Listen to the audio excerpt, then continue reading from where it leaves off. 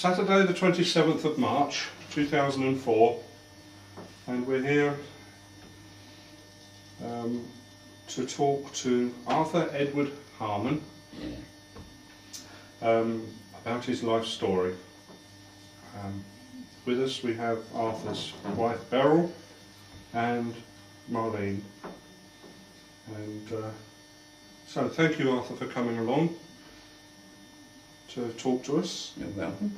I'm going to start to ask you a little bit about your life. So if we start from the beginning, you were christened Arthur Edward Harman. That's right. When? I was christened when I was 9 years old, actually, at Wormingford Church. Oh my goodness. Yeah. And when were you born? September the 10th, 1914. And where was that? That was in Clapton, London. And what were your parents doing, or what did your father do? My father was a tailor, and my mother worked as a cashier in a butcher's shop at that time. Well, I suppose after I was born anyway, you know, after I left, 2 years old, I left London, I think because of my health, and also probably because of the war. And, were you the only child? No, I've got two sisters and a brother, or I had. Yes. So, where did the Harmans come from, as far as you know? Were they a London family? Yes, yeah. My grandfather, which I never met, had a business, a tailor's business in London, and then I think it was passed over to my father. But during the war, that was taken over. They had to do things for the government. I don't know what it's making. I'm not sure. I don't know really what happened after that, because when I went down to the country, I mean, I lost touch, except for about 2 occasions when they came down to see me. So they'd be right in the thick of the First World War, so... That's right, so things changed. The military... That's right. Clothing or whatever. Yes, that's right. So, you mentioned your grandfather. What was your grandfather's name and grandmother's name? Great-grandfather. I never met my grandfather. I only met my great-grandfather, who lived at Wormingford. Oh, and he was, the connection, yes. And he was over 90 when I went to see him. I only saw him once. What was his name? A Spooner. First name? I don't know. I don't know what his first name was. So he lived in... He lived in Wormingford, near the church. And your grandfather, who you never met, presumably because he died, what was his name? Well, obviously his name would be Spooner, but I don't know what his first name was. So this is maternal grandfather? Yeah. Okay, so we've got a Wormingford connection there straight away with your great-grandfather. So great-grandfather, what did he do for a living? Well, I don't know. I suppose he was a farm labourer. Yeah, okay. So the Spooners presumably were an Essex or a Suffolk family, were they? Pardon? The Spooners were a Suffolk or Essex family? Essex family. Yeah, from this area? That's right. Okay. So, your father's name? Charles. And when was he born? Well, he was a lot older than my mother, so it's difficult for me to tell you the date of that. You must understand that, you know, being away from him all my early years, and only having 2 years up there after I went back, there's a lot of news and things that I don't know about. So how old was he when he died, and when did he die? He was 82 when he died. And when was that? Oh, you've got me now. Approximately. I can't remember actually, but I can't remember the date. Where was he when he died as well? In London. In Clapham, yeah. No, when he died, he was yeah, in Clapton. Yes, that's right. Yes, he was in Clapton. Yes. My mother moved after that. Right, I'm just going to move the camera slightly. Yeah. When you come to Wormingford, when you were 2, yeah. Did your parents come with you? No. Well, they probably come down with me, then I live with an old aunt and uncle. Ah, right. They were my great aunt and uncle, actually. Oh, right. What was their name? My great aunt and uncle, Yeah, Spooner. they were Spooners. Oh, right. So, mother, what was her name? Nellie. She was Nellie, and again, do you know when she was born, or No, I don't. Well, how old was she when she died? And She was 82 when she died.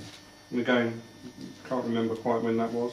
No. I can give you a rough idea of that. That was, see, I was called out from Paxman's when I worked there. In the 60s, I think it would be. Yes, 1960s. So she was Nellie Spooner. That's right. Yeah. Okay, and what did she do? She was a housewife? Yes, a housewife, and also, but also worked, I mean, she had to be a housewife when the children were young, but then she was a cashier in a butcher's shop. And that was in Clapton again? No, that was in Stoke Newington. Right, so she stayed. So she died in London when. That's right. Yeah. When you were up here. Was you here on your own? Did you leave brothers and sisters behind? Your brothers and sisters? Oh yes, they when I left there, yeah, they stayed up there. I think my sister came down, but she didn't stay. Right. She was there for a few weeks, but she didn't stay. So were you born at home or in a hospital, as far as you know? That I can't tell you. No. You don't know who delivered you? It might sound silly, but the thing is that if you're away, like I was, and then there was 4 years of the war, wasn't there? That they had to say, well, problems with the children, weren't there anyway? I mean, there's 3 other children besides me. But you well, not then, I mean, there was 2 more were born after me. My sister was older, so there's 2 more children born after me. So, really, living down here, 2 years when I first came down at 2, and didn't go back till I was 14. Then I lived there again when I was 16. There's not much I can tell you. So, you came to Wormingford at the age of 2. That's right. And you stayed with your... aunt and uncle. They were my great aunt and uncle, actually. And their names, what was their names? Their name was Spooner. Christian names? George and Kate. And whereabouts was the house? They lived in the Church Road, Wormingford. Right. So what did they do? What was their profession? Well, my uncle was a farm labourer. For who? For Tough no, Wormingford Grove, Smith. Yes, Eustace Smith, wasn't it? All right. So, and earliest memories then for you? My earliest memories for me was when I was pushed from Wormingford to Penland Hall in an old-fashioned pushchair. I remember going there. When we got to Fordham, they stopped at a little cottage where my uncle's sister lived and had a cup of tea, I suppose. And then we went on to the Penland Hall surgery where Dr. Wirtz used to do minor operations, and he'd done my tonsils and adenoids. What, in Penland Hall? Yeah. Yeah. And anyway, when my auntie asked him how I was, he said, he touched the gold safety pin, and he said, his life was not worth that. That was the bad news. The good news is I'm still here. Yeah. Oh, we've load. Yeah, and a bit later on, about a week later, I had a hemorrhage, and he came over in his pony and cart, or pony and trap as they used to call it. This is Dr. Wirtz. That's right. And he said it was just a matter of time. There's another bit of good news. Amazing thing to say. So you went there because that's where Dr. Wirtz lived. That's right. And he had his surgery there, yeah. So that was a fair walk. So you can say that that was sort of your first memory of Fordham and going out anywhere. Because I say I can't remember anything, because I know my auntie said I had most everything from 2 till 6. I started school about 7. What do you remember of the home, your house where you lived with your aunt? Well, they were very poor. Very poor indeed. Is it still there? No, it's been pulled down. What was it, an old... Yes, a little old cottage. There was 3 cottages where now there's only 1 house. Very small, two rooms upstairs and 1 down. And where was this exactly? It's right next but one to the shop, or post office now in Wormingford. And we never had no roads or carpets. As a matter of fact, I made a poem up about my loneliest day there, and it was lonely too. And we had no roads or carpets. Mm. just corn sacks. But you had children and that to play with Well, nearby, I suppose. at first, then they moved when some council houses were built, and actually that was very lonely for me there because my uncle was so strict. Mm. He wouldn't let me hardly go out until I was about 11 or 12. Mm. Mm.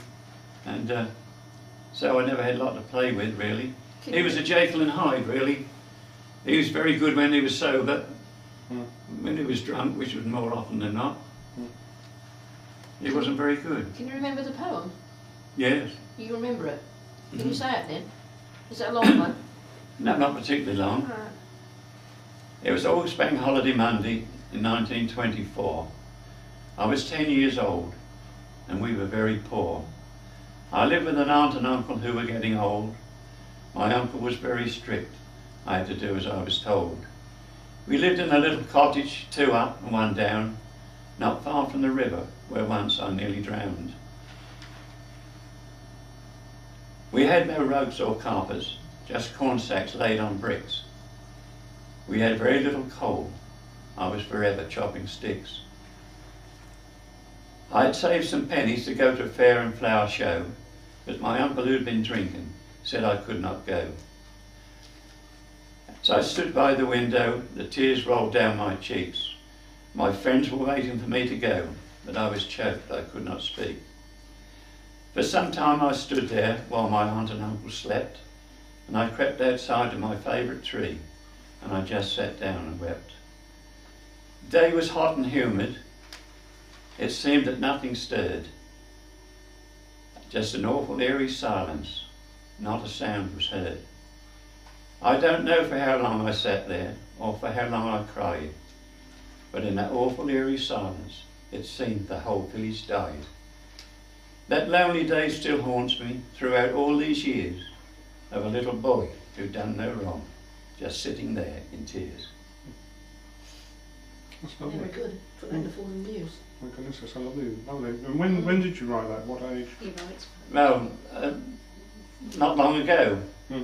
when I look back on my life, and something struck me about somebody said about a lonely time, and I thought about that day, and that was the loneliest day I can ever remember. Mm. Mm. It's what I wrote down was exactly what happened and how I felt. That's a lovely poem. Cheers. Yes, that's Who's publishing that? worthy of our news. Mm. So getting back to those times, then you say you went to school at the age of 7, was it? 7 years. And which school was that? Wormingford School, down Wormingford Church of England School. And can you remember your teacher or anything? I can remember 2 teachers. Mrs. Clark was the head teacher. There was only 2 rooms anyway in the school. And Mrs. Clark and Mrs. Hogg. And I think for a time, I think there was a Barrett. I'm not sure about that. That was early stages. I think there's a Miss Barrett. And what was your favourite subject? What did you enjoy most?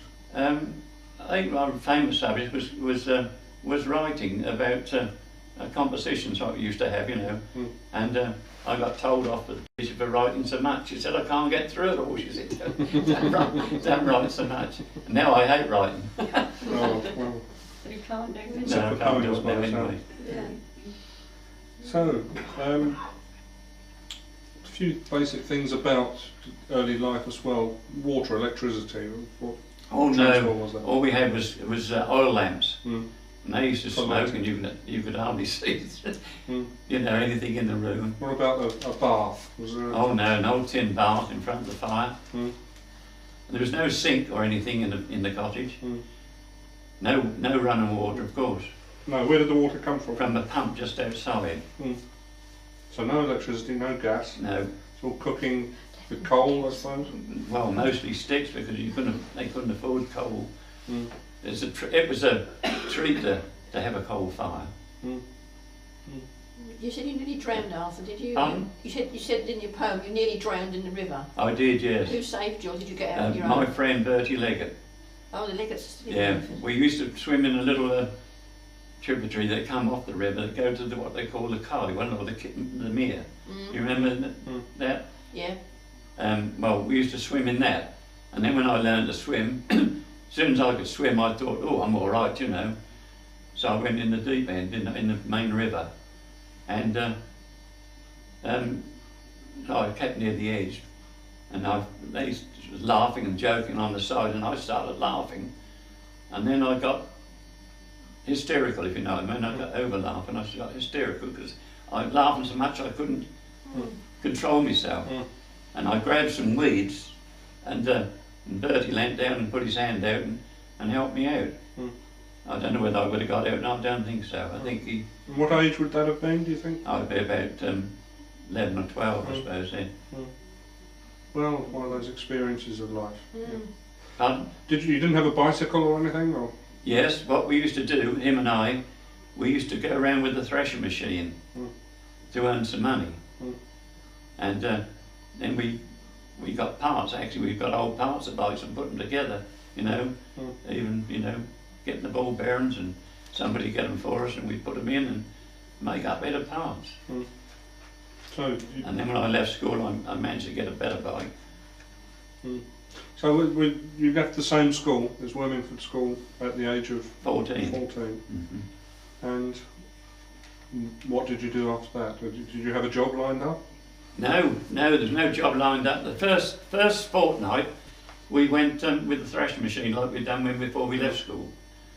And I earned the biggest wage then, the first week, and I was working for a Scotsman, Mr. Kedar. Oh, yeah. And at the end of the week, we done thrashing, and at the end of the week, he paid out, and, you know, he come to me, so I held my hand out, and he put 30 shillings in my hand. That's the wages those days, 30 shillings. And I looked, he said, what's the matter? I couldn't believe my eyes. I said, I've got too much. And he looked, no, you haven't. So how was that? Because the English people we worked for, you got about 5 shillings. Yeah, and he was Scotch, you weren't, he? And he was a Scotsman. That was a man's wage. Yeah, that's what he said. Yeah. He said, you've done a man's work, you've worked well, he said, you have man's money.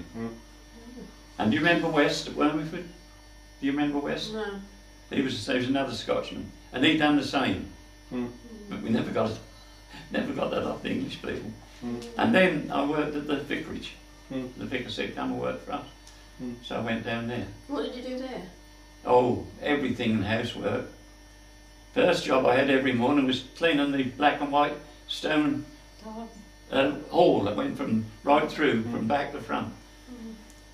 They never give me a kneeling pad. I had housemaid's knees, believe it. You might not believe it. So it's general work for the vicar? Yeah, cleaning the silver, washing up, making the beds. What was his name? Athur. Yeah. So what about your religious upbringing? Well, I was in the choir from 8 till I was about just before I was 14, Church of England. Did you do anything specifically with the Yeah, church? Or? Yes, I was choir boy for 6 years. When I came to Fordham, I was for a time. So you were working for the vicar? That's right. And then that would have been around about 1928 you that's went right, to, yes, 1928. And then my auntie died, and my mother came down for the funeral. In those days, they didn't have funerals like they do today. The wheelwright that worked at Wormingford, he had a business at Wormingford, he had a hook on one hand, just an ordinary, no hand, a hook. And he used to make wheels and repair cars and make coffins. And he had a 4-wheel trolley that him and another man used to come up when anybody died and put them in the coffin. Then with the burial, you take the coffin down, put it on the trolley, and you follow the trolley down to the churchyard. No cars or anything. No hearses. And while we were waiting for I laugh. I said, but I didn't laugh at the time. We sat in this little room downstairs, only one room, apart from a pantry, and we sat there and crack. The leg of the bed come through the ceiling. Right, then I get on. Yeah, Yeah, that's- you're only 14. Yeah, You can laugh now. yeah, you laugh now, but yes, it did. We set this It's crack, then, mustn't it? Yeah. and I looked up and there was a leg of this big coming through the ceiling. So what did we do for fun? Did you go into Colchester at all? Or? No, I don't remember going into Colchester only about once, and what we did have, what we were lucky there really for the school, we had a meadow next to the school, and we used to play football a lot. Because we had this meadow, we used to play lunch times, break times, we always played football. We used to pick up 2 teams at the beginning on a Monday, finish on a Friday, and then the next week we pick up different teams again. So we was lucky that way. So I had plenty of fun that way, but at home or with my uncle and auntie, poor old auntie was stone deaf, so I couldn't have a conversation with her. Did they never have any children then? Pardon? Did your auntie No, know they've had any children? Actually, she came from Boxford. She'd already been married before. Her husband had a business. He was a butcher, Oh. and I think the uncle caught her on the rebound. They were worlds apart, really. But he was a drinking man. Yes, Did that put you off a drink? Did you enjoy it? yes. No, that put me off. I worked at when I came back from London. I had a gardener's job, and I worked on a farm for about a year. Then I worked at Burgold Brewery, and they were allowed 2 pints a day there, the workers. I didn't like to give mine away. That was Daniel's. Yeah, I used to give mine away. They had cider, but I didn't like cider. But I wasn't a beer drinker. I mean, let the people drink what they like, but I do like a glass of wine now and then. But I'd tell you a tale about the brewery, but I don't think you want to publish that. When let's move on to girls. Your first wife. When did you meet her? Well, my next visit to Fordham, after the threshing machine business, you know, I went to a fair there, coming back to couldn't go to the other fair that I wanted to go to. But anyway, I was about 17, I think, and 17, yeah, about 17. And I went over to Fordham on Saturday night, and where this fair was, and as I was walking in the gate, there was a young lady walking in front of me, and she got the most beautiful hair, and I thought, oh, what lovely hair. And on the Monday, when I was at the brewery, I was on a machine, and there was a chap working next to me, and that happened to be Major Rideout. Oh, yeah. That was Cavill's nephew. It wasn't a major, that's what his name was, wasn't it? Yeah. And, no, this is his name. Anyway, I said to him, I was over your way Saturday night. I said, I saw a girl there, I said, beautiful hair. He said, I bet that was my auntie. The reason for saying aunt and nephew is because my wife was the youngest of the family, and he was the son, the oldest girl of the family. That's how he got the... And he said, oh, I bet that was my auntie. I said, cool, I'd like to meet her. And after a while, it arranged it, and I did meet her, and we married. And her name? What was her name? What was her name? Her name was Edith Cavell Osborne. Edith Cavell Osborne, yes, that's what you've got down there. Yeah, but... And I had my golden wedding with her. And where did she live before you married her? In Quilter's Green. Because when we married, In, Mrs. Pedigan, who you knew, yeah. Sheila's mother, she was living with Mrs. Osborne, Cavell's mother, and they moved into next to the parish room. And her mother was ill, so when we married, went and lived with her mother. So the house that Cavell lived in It's down, isn't it? is one down here, isn't it? Pardon? When they were children. Yeah, at the end, yes. Yeah, who lives there now? Where Matt Daniels used to live. Yes, where They've altered it now, haven't they? Oh, Cobb Cottage. Cobb Cottage, yes. Because the Rayners lived there at one time, I think. Pardon? The Rayner family lived there at one time as well. Yes, we call it Cobb Cottage now. That's right. With a well in the front. Yes, that's right. Yes, nice little place. Right, okay. So you were married, Glastonbury. when was that? 1936, And you were how old? 22. 2010. So where did you live after you were married? After we married, well, I was working on a bus at the time, and I had the chance of a house in Kelvedon that the governor of the buses, Moore's buses, wanted me to go and live there, but as Carol's mother was ill, we went and moved there. Which is it? Which is in the council house? Pardon? Is it where was that? No, in Quilter's Green. In Quilter's Green. That's right. And then when those houses were built in Sunnyside Road, I got one of those. Yeah, the first one. That's right. Yes, in the 1960s, I suppose that would have been. Wouldn't No, it? 47. No, 47. Oh, well, they were that early. Right. The one right on the corner. Yeah. That garage built. And that, funny enough, is the very spot where those cottages were when they stopped for a cup of tea, when they moved, pushing me to Penland Hall. Oh, Your wooden bridge part. Yes. So we're coming up to the beginning of the war, I suppose. That's right. I left the buses and went to Marconi's.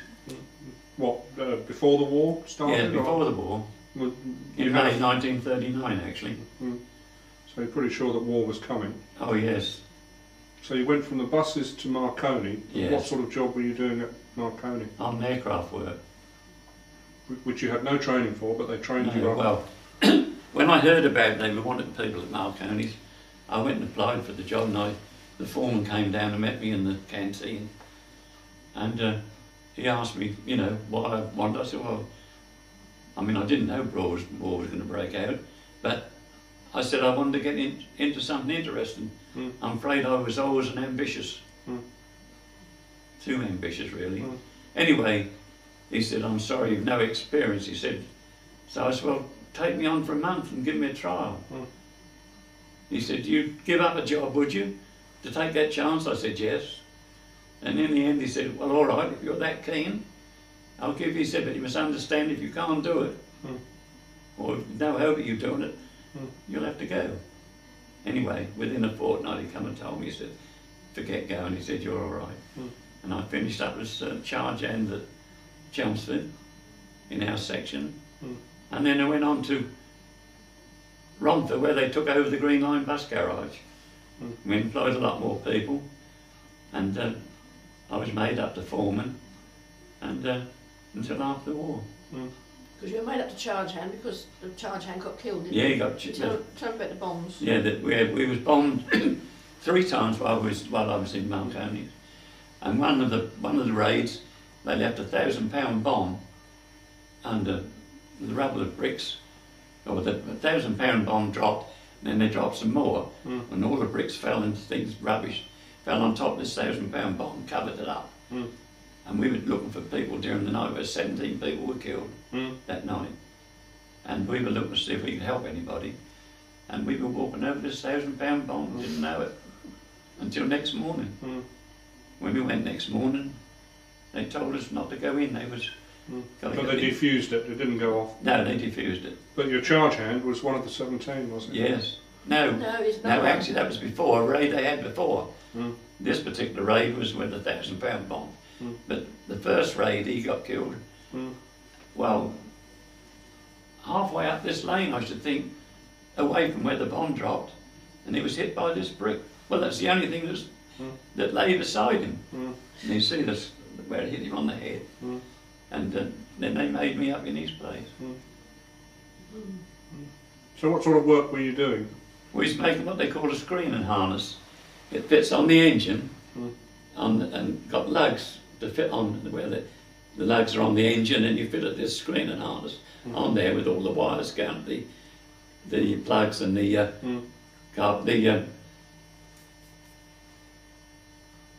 magneto, and that was to stop the interference from the engine to the pilot's earphones. What sort of aircraft, do you know?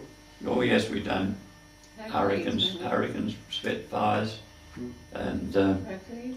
yeah, no, Hercules was a big one. So Merlin engines. Yeah, that was a big engine. That was a I think that was 3 foot across the where we put the harness for that.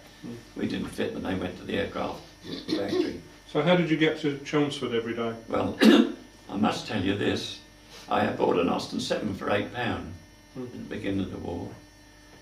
And I was the smallest one of 4 that rode in it up to Chelmsford.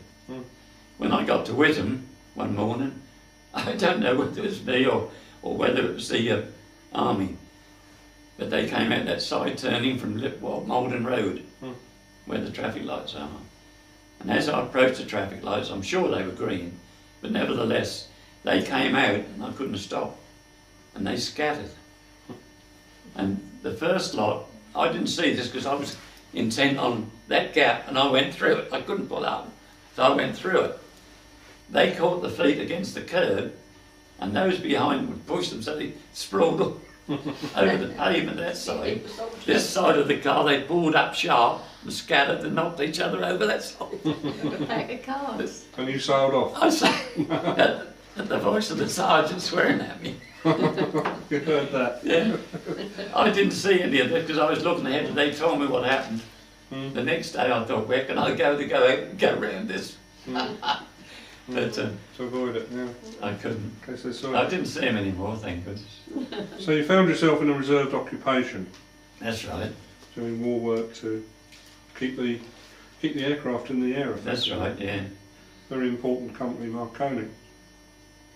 So, what memories of the war when you weren't working? Well, the memory, when I wasn't working, Well, you know, in your free time, any well, that was very particular little. I stories?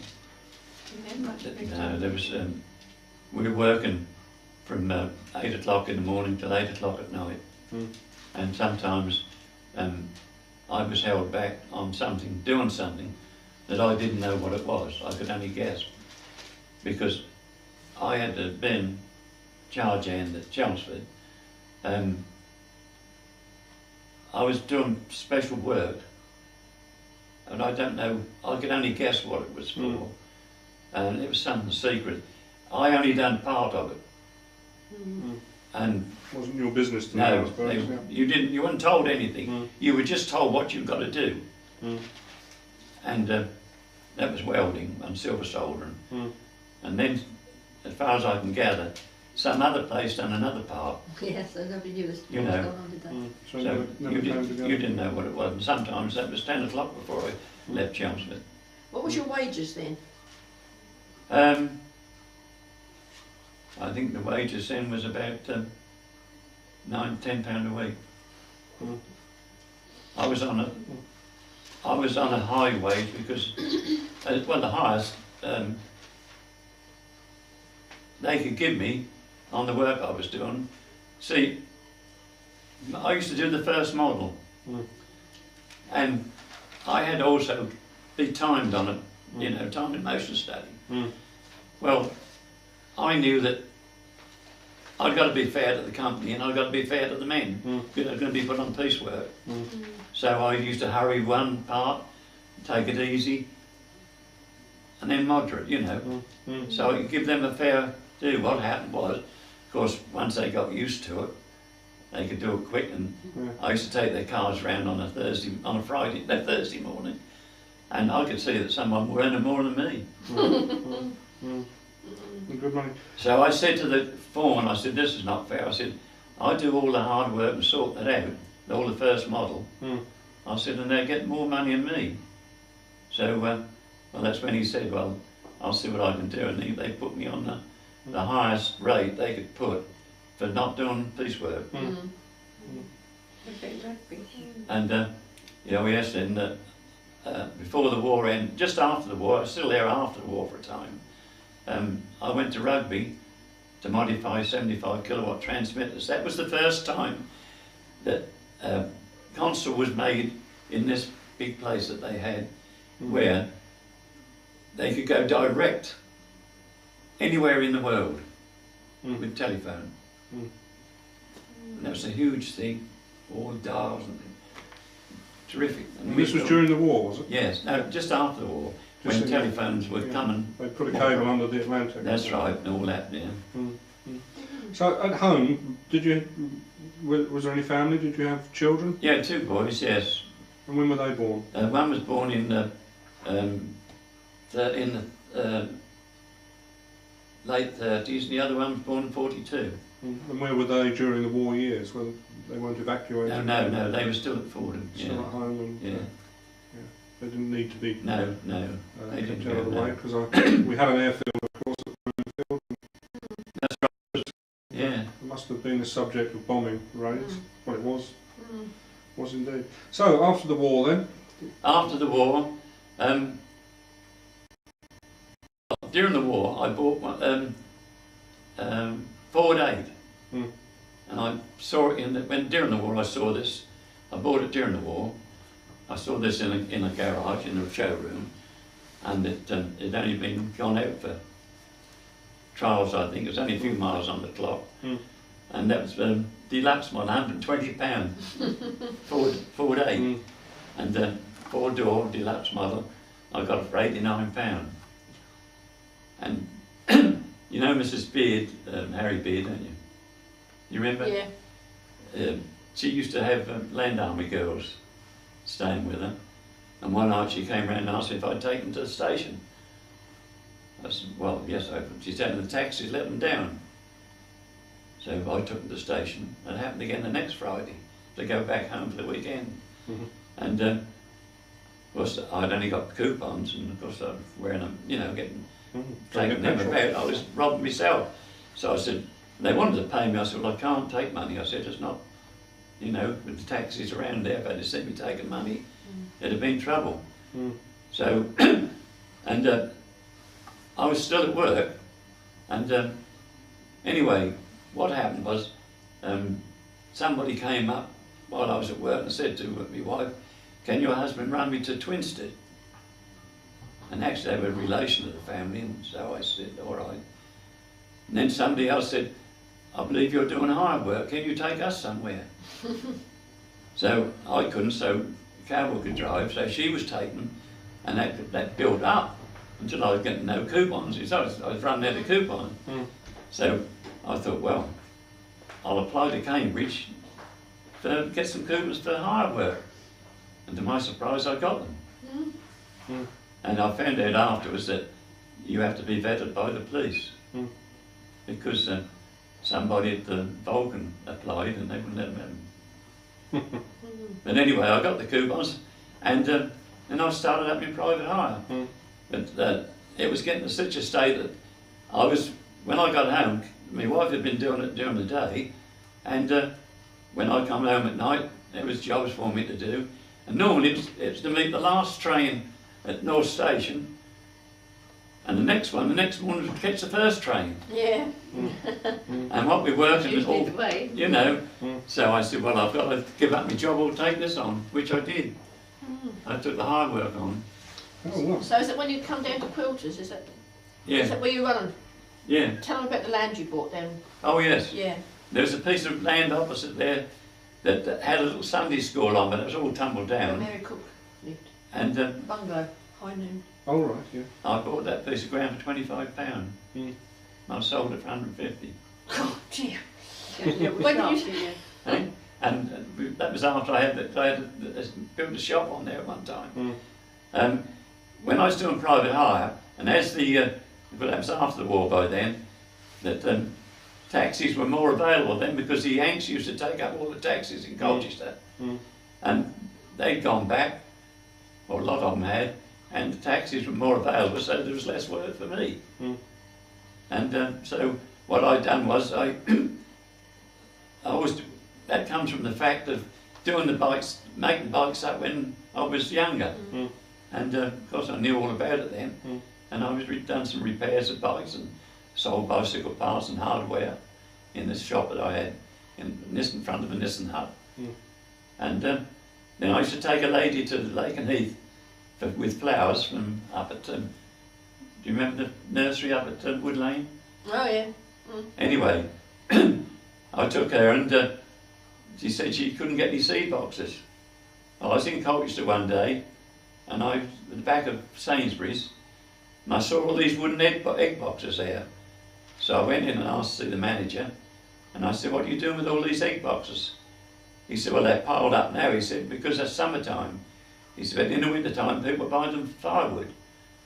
So I said, how much are they? So he said, 6 each. So I thought, oh, could make some seed boxes out of them. So I said, look, I'll tell you what, I said, I'll clear you out each week for £4 a box. Mm. Right, he said, done. Mm.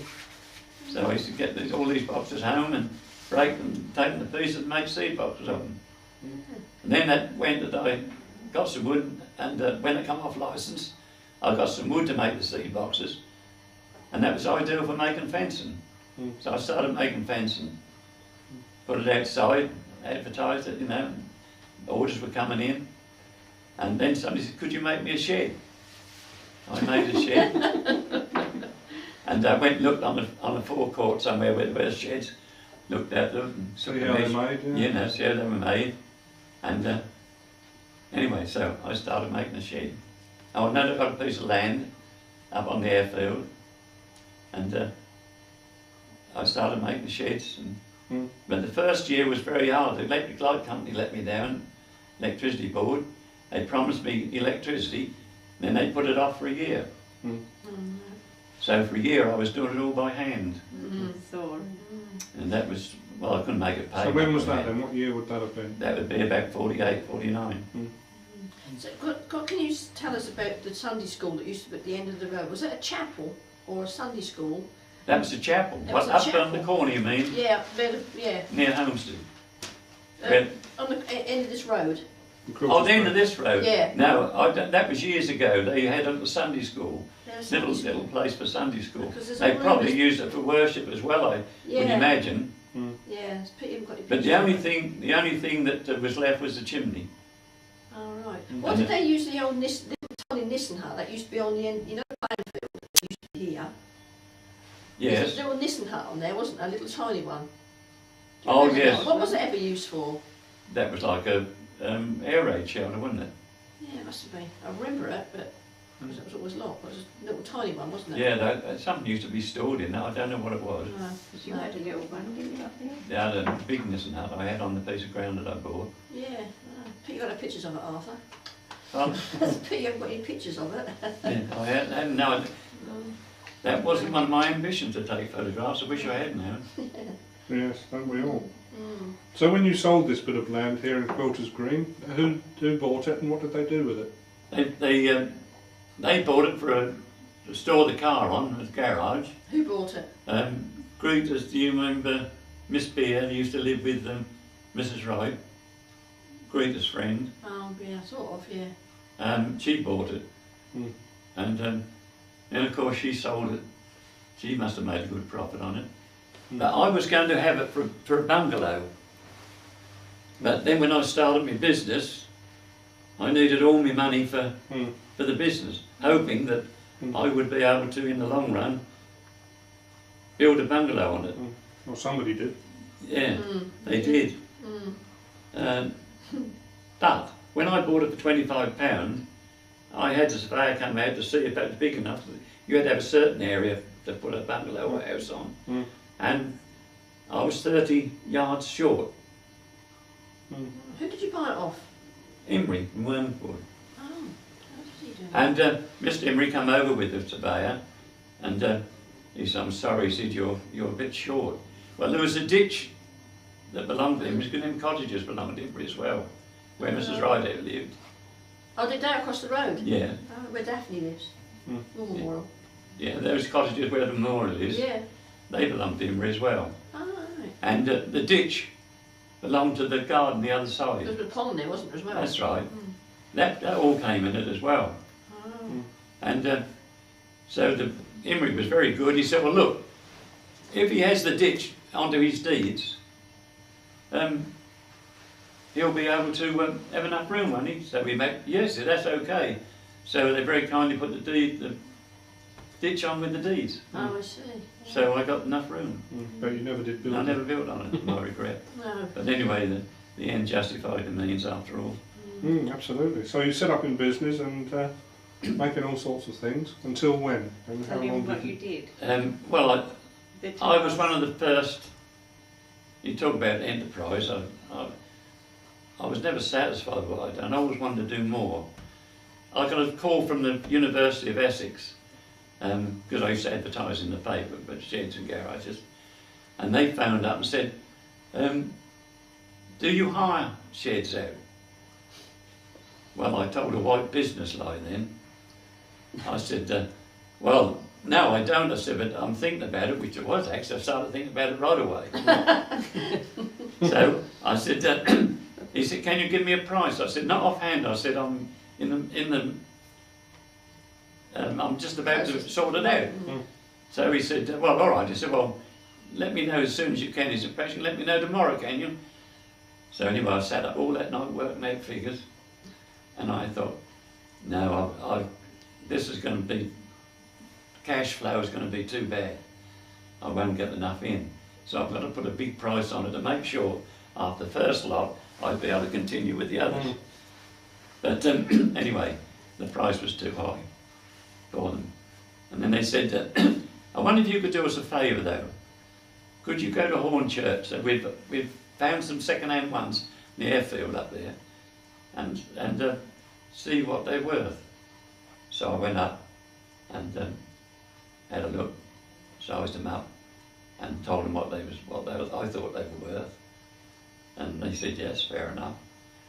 And that they want repairing. I said to them, well, are the people you buying them off of, are they going to put them up? Oh no, he said, we've got to get that done. I said, well, would you like me to quote it for? Oh, he said, would you do that? I said, yes. So I quoted for putting them up. They never had enough. So he said, can you make new ones? So you finish up then? Yeah, they were 100 feet long and 25 feet wide. That's a shed and a half, isn't it? That is a shed and a half. Garden shed, is it? Actually, we had to make frameworks inside and sections for library, for different classes. This was at the over at Wormingford. That's right. So when would this have been? In the 50s, or That's right, yeah. before they built the Yes. big concrete Be after jungle the there? 50s, wouldn't it? Yeah, it'd be after that. So when did you move to Penland then? From there, didn't you? Yes, but this was some time after. Oh, was it? Oh, right. Yeah. Then we moved up onto the where Smith was. Do you remember Smith? Oh, Bob Smith. Bob Smith. Yeah, I remember. Well, he was a lad. He was. You're telling me. So where was this? We bought a place off of him. Jameson's. I made up a company then afterwards. I got I had made a company of it, and we bought a place off of him. What was the company called? Colchester Portable Buildings. And then we had somebody, and I won't mention any names, but we had somebody in there who really rooked the company. Anyway, we got over that, and I thought, you've got to build it up again and that sort of thing. So I was not getting on then really, and I thought I'm not going to go through the same situation again, And anyway, I had the people we were getting timber off of. They heard that I was thinking about selling out, and Because of him. yeah. So I sold out, and they asked me if I would start up for them down at Brightonsea. So I started the company up for them, and I was getting a good wage, but unfortunately, the manager of Palgrave Brown, he was sent to Coventry. He was sent to take over Southampton, and so he packed the business up at Brightonsea, and that was when, and I had a company car, and I got the business going, and anyway, when he left, there was nobody else to, organise anything, and so I left, or rather they asked me that they'd have to pack it up. So anyway, they paid me well, and So when was that? What year would that have been? that would be in the 70s, I think. Anyhow, yes. What happened then? Oh, so anyway, so I thought to myself, I don't know, I'll have a break. So I had a week off, and I had a walk round, and I was walking around Penland Hall, and I saw Smith. What's his other name? Ted. Ted. And That's Bob Smith's brother. and I saw him, and we had a chat. And those two places up there were empty. And Derek then was in the building business, Derek's his son. and that's my son. Mm. And they were looking for a place, and I told Derek about it, and he went and had a word with Ted Smith, and they hired a place off of him. And they were doing pattern making and big concrete building modules. And so I worked for my son for a while. And previous to, in between, before I started up in business on my own, I was at Paxman's for a time. And Doing what? I was in the production control. And I left there and started up my business. And then I went to work for my son. And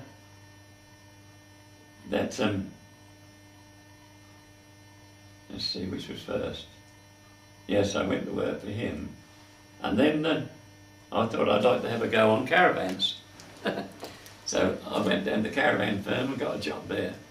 And Which one was that? In That's, Ipswich Road? Fleetwood Caravans, down Macklin Street. Macklin Street, wasn't it? Yeah, Fleetwood Caravans. So you've done a few jobs in it? Oh yes, I was on looking there to do other jobs.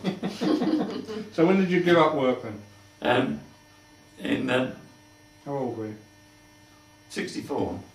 So you retired at Yeah. a sensible The age? last 3 years, I was going to retire earlier, but then the supervisor that I was working under at Paxman's, he heard that I was, not doing anything, and he phoned up my wife one day and said, "What's Arthur doing?" And she said, "Well, nothing at the moment. He's thinking about giving up at the caravans and retiring." So he said, "Oh, tell him to give me a ring." So I gave him a ring. He said, "Arthur," he said, what do you mean retiring? You know you won't settle down." He said, "Come back on your old job," he said. So he talked me into it, and I went back to Paxman. That's where I retired from. So when you retired, where did you live? Yeah, we lived at Fordham, in the bungalow at Fordham, In Sunnyside? in Sunnyside Road. And then we had a golden wedding. My wife died a year later. And then that was in 87. And I got fed up one night. I was fed up with, being on my own and sitting around. So I got my car one night and I didn't know where I was going really. I just drove off, And I finished up going up Straight Road. And when I got to top of Straight Road, I saw the social club. Shrub End. And it was the last Saturday in the month where they held Shrub End, dances. yeah. Is that And, Shrub End? My wife and I used to go there once or twice for dancing. And I thought, well, there's a dance up there tonight. I'll see what it's like, shall I? No, I don't want to go in. The nearer I got to the car park, the more I thought about it. And suddenly I turned in. And that's the result sitting here. So you met Beryl, Yeah. and the dance. Oh, I had in between the end about the private eye service, after I was filling in jobs to while I was waiting for orders to come in. And after I made these boxes for this lady, more people asked for boxes. And You worked up at Kemco. yes, and then I went up to Gemcol. Well, I didn't go up there. He phoned me up, the manager phoned me up. Actually, he was put in there by the banks. They were like that. He was trying to get them out of trouble. And he said, "Could I make some boxes for them?"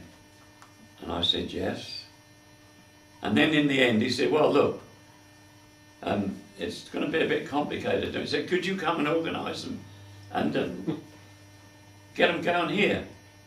So I said, thought about it, and I thought, well, discuss terms with him, and I thought, well, I've got to get more than what I've been making. So I discussed terms with him, and I got more. And anyway, we made hundreds of boxes there. We even made them for the jam factory. And so and then it got so that the firm was going down, the apple people were going downhill.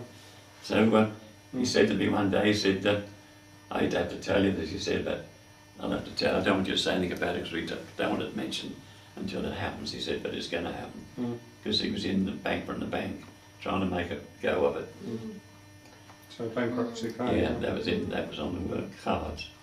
So I went, he said, if I was you, he said, I would look for another job.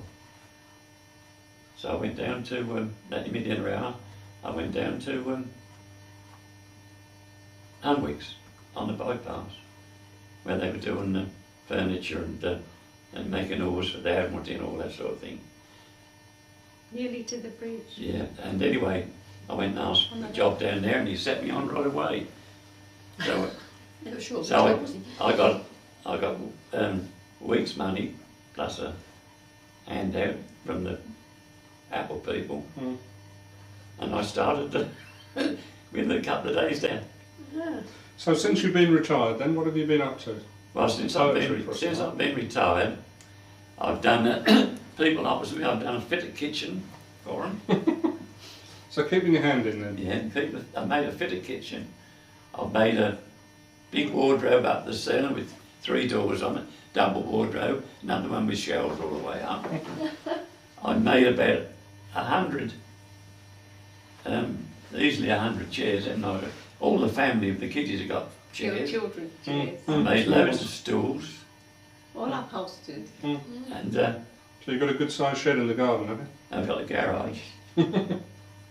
And when I driving the car up, I kept the garage on, and I used to make to cut all the wood in there.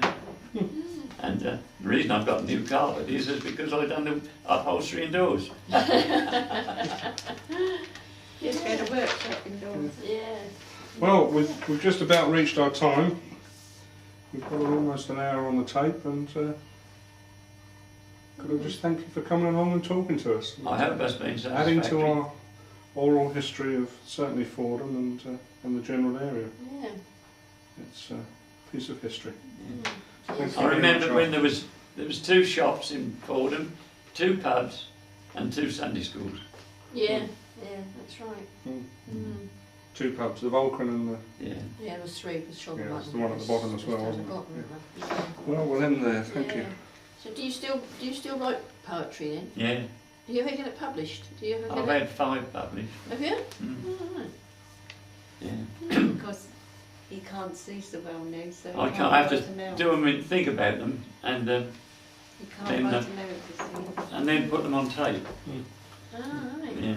Did Mossy ever say anything about the First World War to you or not? Who? Mossy Pelican? No. No. What did he No. ever... I know he always used to say he had a sweetheart over there and he wished you could go back and see her. Oh yes. I know he was married to your sister-in-law, but that's beside the point. Oh yes, yeah. Yeah. Oh yes. Oh, well.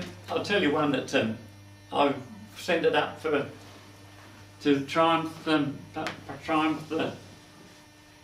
publishers. They do all these. They take all these poems and put them in a book, and then they have them published, and all the royalties go for charity. Yes, the Christian Aid. Isn't Christian it? Aid, that's right, Beryl, you got it. And I done a Christian one about our beautiful earth. And I've done, if you'd like to hear it. As I wander through the haze of the warm summer days, through the fields and the trees, so green. As I stand by the brook and around me I look, I see nature's most beautiful scene. As I stand there and gaze, I feel the sun's golden rays, warm like the touch of a hand. Am I really worth this beautiful earth, a beauty that only God could have planned? I hear the birds in the trees, I feel the warm summer breeze, gently caressing my face, and the flowers that abound in the fields all around, given to us by God's grace. But we must pray to God every day that man will not destroy this beautiful earth, but preserve every turf for future generations to enjoy. Very good. Lovely. Yeah, nice. Isn't it? Yeah, Yes, lovely. That's good, isn't he? Thanks very much. Excellent. Thank Yes, you. excellent. And we've got that on tape as well. So that's, Thank you. That's good. That just Have that's you nice really? evening, isn't it? Yes. Don't put that on it. Huh? Yeah, it's good.